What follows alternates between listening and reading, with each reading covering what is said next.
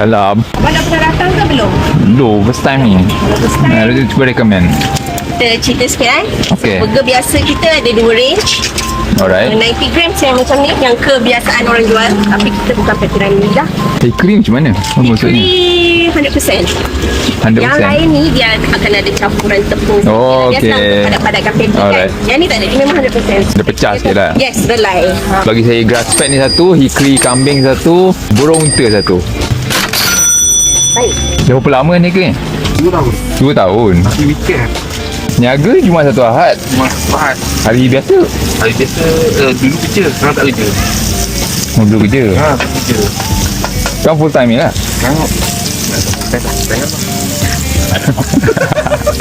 Dulu kerja apa? Saya kerja dekat Port Hazard, Menara Thailand. Banker. Tu berhenti ke apa? Tak, dia right sizing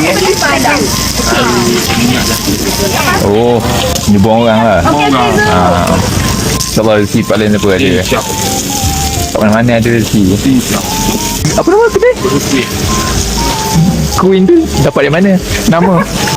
Dia ada ramai queen nak kena layan. Dia 3 anak perempuan. Terima kasih. Kami jual. Sama-sama. Baik, Assalamualaikum. Salam. Terima kasih. Sama-sama. Okay, dapat dah. Let's eat. Kita start dengan ni dulu lah. Exotic. Wish, ni first time makan ni. Burung unta. Bismillahirrahmanirrahim.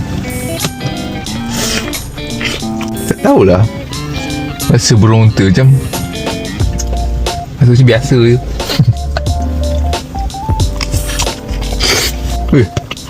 Lupa loh Ramon. Kau main ni. Next kita try hickory kambing. I love kambing. Oh yo.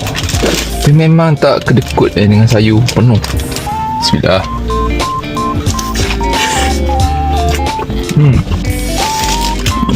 Kenyang lah. Dah tu lagi. Last one, premium grass fed. Katanya yang ni selalu habis awal ni.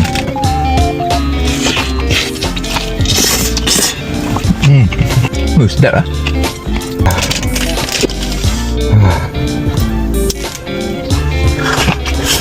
Allah.